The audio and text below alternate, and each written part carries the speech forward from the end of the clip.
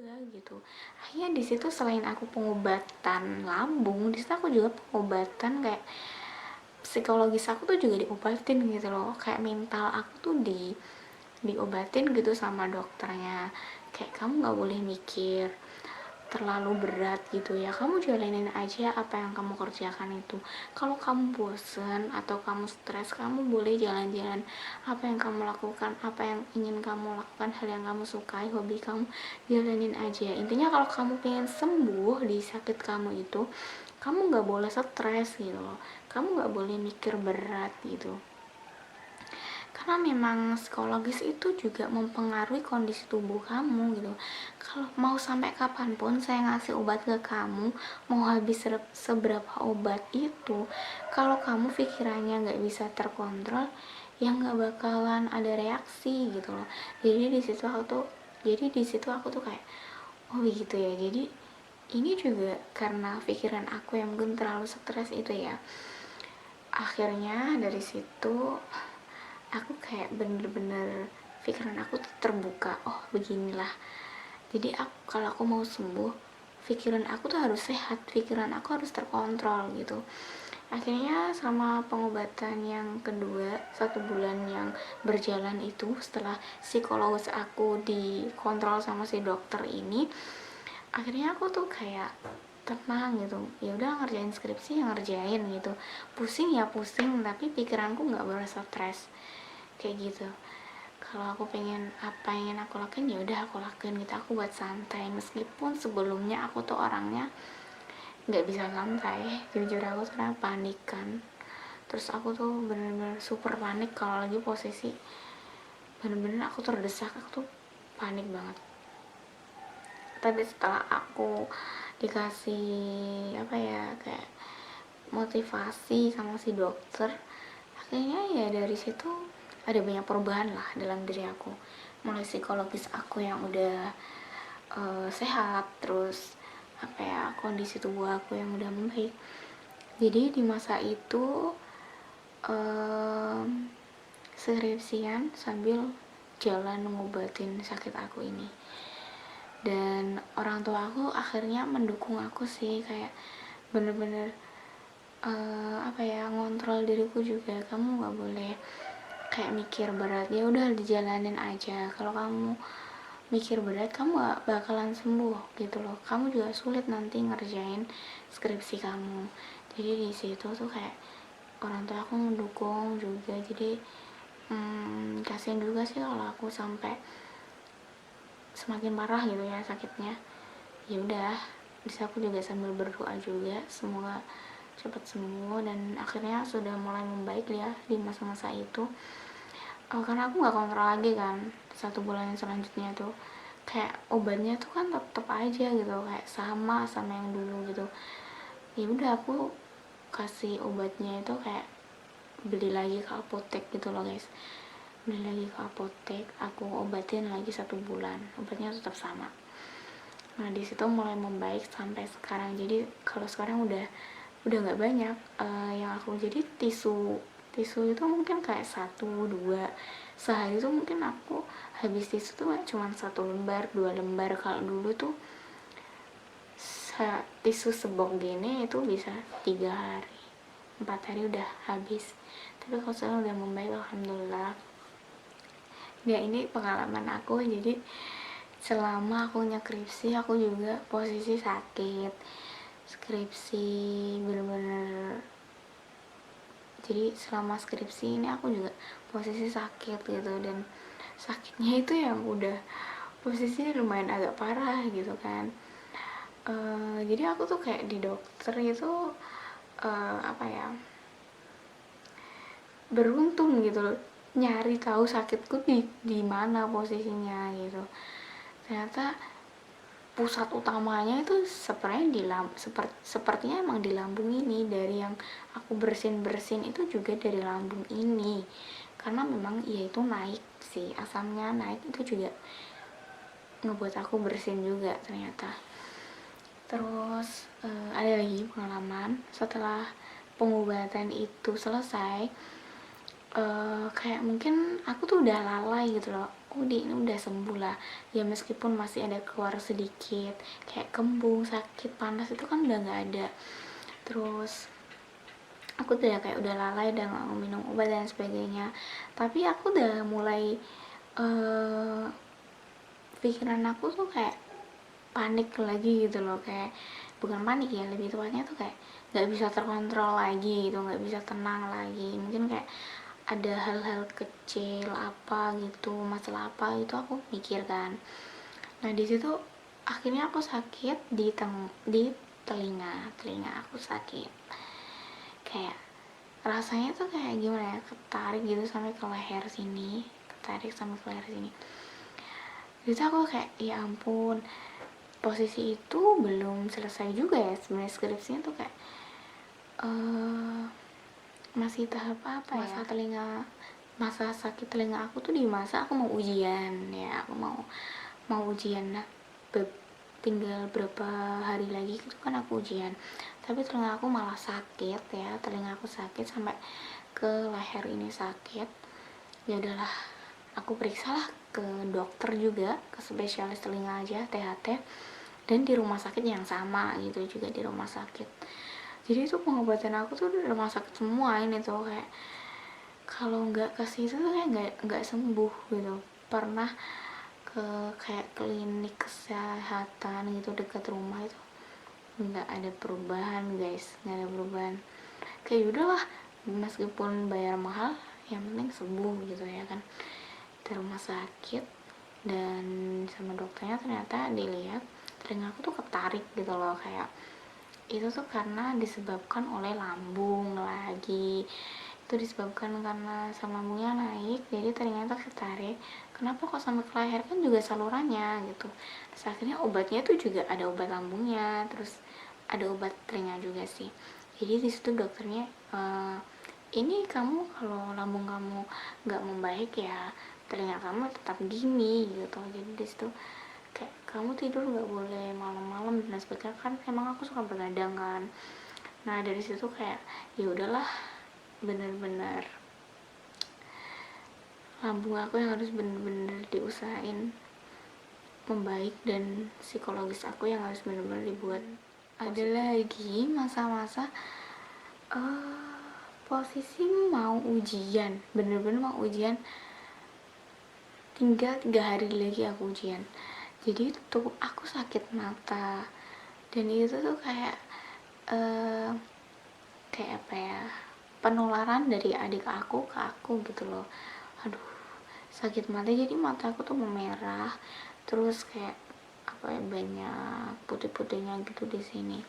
Kayak ya ampun, kok ada saja gitu. Kenapa pas masa-masa aku skripsian, ngerjain skripsi sampai masa-masa ujian ini tuh aku selalu dilanda masalah kesehatan gitu kan. Dan ya udah akhirnya aku periksalah ke dokter, tapi di masa ini aku nggak sampai ke dokter rumah sakit ya, aku kayak dokter di dekat rumah gitu, karena memang waktunya udah mepet gitu. Aku mau ke kos mau ngurusin ujian aku lah, sidang skripsi lah. Jadi kalau ke rumah sakit nanti nunggu lama, yaudah ke dokter aja terdekat. Sebenarnya sebelum aku ke dokter udah aku obatin pakai tetes mata ya, tapi kayak nggak ada perubahan.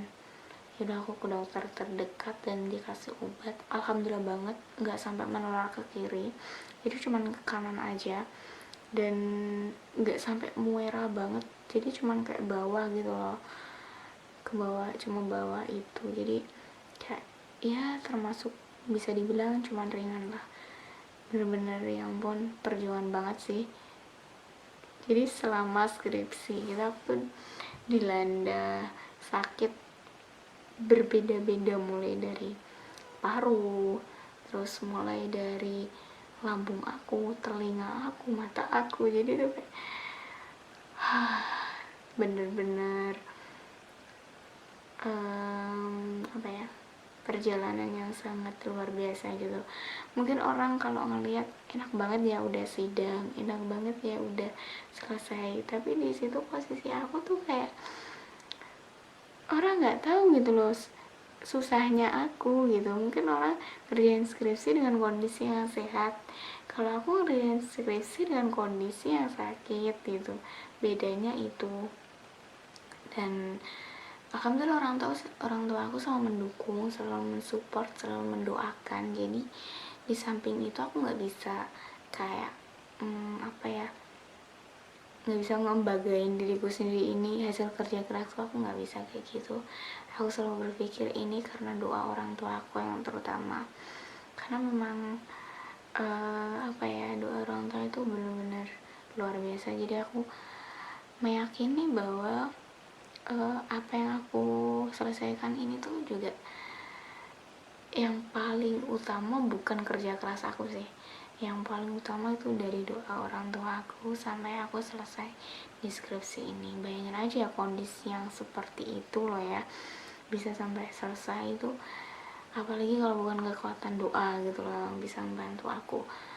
Ya udah, alhamdulillah sekarang udah selesai, aku udah sidang, dan sekarang aku udah mulai fokus lagi ke pekerjaan aku, ya pekerjaan perintilan gitu lah guys, kayak pekerjaan kecil-kecil gitu sih di sosial media, mungkin kayak terutama di YouTube ini. Itu sih pengalaman aku selama aku menghilang beberapa bulan dari dunia YouTube.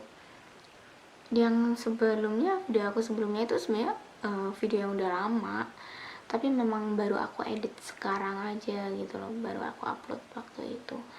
Jadi sebelumnya aku nggak pernah buat video ya. Jadi di video ini aku tuh cuman nyeritain pengalaman aku, susahnya aku nyekripsi, bukan dari konteks gimana susahnya, tapi lebih ke konteks masalah kesehatan aku dengan kondisi aku sedang skripsi. Dan buat kalian udah dengerin cerita aku mulai dari awal sampai akhir mengikuti cerita aku ini, makasih banget. Makasih buat kalian yang udah mau dengerin curhatan aku yang mungkin kurang bermanfaat ya buat kalian, kayak ngapain gitu didengerin gitu. Tapi aku cuman pengen ngasih informasi buat kalian yang sedang masa-masa mengerjakan skripsi. Semangat buat kalian, jangan patah semangat, dan jangan pernah kalian lupa untuk meminta doa kepada orang tua kalian, bahwa itu yang paling utama, karena memang gak akan ada kekuatan di dunia ini yang paling besar selain kekuatan doa orang tua kalian. Jadi jangan merasa dengan kemampuan kalian ini kan sampai mengabaikan hal-hal yang kecil kayak gitu. Tetaplah minta doa kepada orang tua kalian biar apa yang kalian kerjakan itu bisa lancar gitu sih menurut aku. Jadi gitu aja sih guys pengalaman aku selama aku nyekripsi ini sampai aku menghilang di dunia per YouTubean. Dan motivasi aku buat kalian yang mungkin bisa jadi motivasi buat kalian, jangan pernah kalian mengabaikan kesehatan apapun itu. Jika kalian udah ngerasa di kondisi badan kalian tuh udah gak enak, sebaiknya benar-benar diperhatikan, diperiksa, segera diperiksakan sebelum semuanya itu udah parah gitu. Jadi yang paling utama jaga kesehatan. Terus selanjutnya selain jaga kesehatan, kalian tuh juga harus jaga mental kalian, psikologis kalian tuh juga harus positif gitu loh. Jangan pernah mikir negatif kayak aku, orangnya selalu mikirnya banyak negatifnya. Aku bukan banyak negatif berpikir buruk tuh, bukan ya, panik aja sih, kayak lebih ke panik gitu loh. Dan mungkin ya bukan panik yang parah banget sih, bukan, tapi mungkin reaksi tubuh aku tuh nggak bisa. Mungkin karena udah lambung aku parah, jadi kalau aku panik dikit ini udah naik gitu loh. Mungkin kalau aku lambungnya udah nggak, mungkin lambungnya nggak sakit parah mungkin ya biasa aja, tapi karena memang udah ada lambung yang parah jadi sedikit panik udah langsung sih naik. Itu sih, jadi lambung aku ini banyak lah faktornya, karena memang dulu waktu aku di kos hidup aku juga nggak sehat. Aku sering makan pedas, apalagi mie kasih bon cabai, masih kurang lagi aku tambahin sambal terasi guys. Jadi kayak itu setiap malam aku tuh kayak gitu, bener-bener kayak itu bener-bener gak sehat banget. Buat kalian yang lagi ngekos jangan pernah makan terlalu banyak mie, apalagi dikasih sambal yang sebanyak itu. Aku memang dari dulu sampai suka pedes kan, jadi ya udahlah kayak ya ini akibatnya dari kehidupan aku yang tidak sehat dulu. Selain itu aku kan juga selalu makan pedas-pedas, kayak makan mie produk-produk mie, terus kayak mie kayak ya mie anak sekarang ya, seblak dan sebagainya, itu kan juga tingkat pedesnya tuh levelnya tinggi-tinggi semua, nggak pernah kayak level-level rendah, karena memang kayak nggak ada tantangan gitu sih, ya biasalah anak muda ya. Tapi ternyata akhirnya kesehatan lah menyerangnya, jadi sekarang udah masalah pedes udah dikurangin. Kalau masalah makan sih udah lumayan ya, makanya aku juga udah kayak sering gitu. Kalau dulu aku tuh kayak orangnya malas mut-mutan kalau masalah makan, jadi kalian tuh jangan pernah kayak aku kayak aku seperti ini. Jangan pernah kalau waktunya makan ya makan, meskipun kalian nggak lapar ya harus makan, karena lambung kalian nanti yang keserang gitu. Jadi kalau waktunya makan ya udah makan aja lah ya, gitu aja sih menurut aku. Terus apa ya, nggak ada sih, ya udah itu aja. Tetap nomor satu, tetap berusaha buat kalian sedang lesain skripsi. Nomor 2, jaga kesehatan. Nomor 3, kalian harus jangan lupa berdoa dan minta doa sama orang tua. Nah itu aja, makasih ya buat kalian udah nonton video aku di hari awal sampai akhir, mendengarkan cerita aku yang mungkin ini cerita apaan sih kayak gini aja diceritain, tapi aku seneng sih mungkin dari cerita aku ini bisa mensupport kalian gitu loh guys. Oke, thank you for watching, sampai jumpa di video-video aku yang selanjutnya. Bye bye.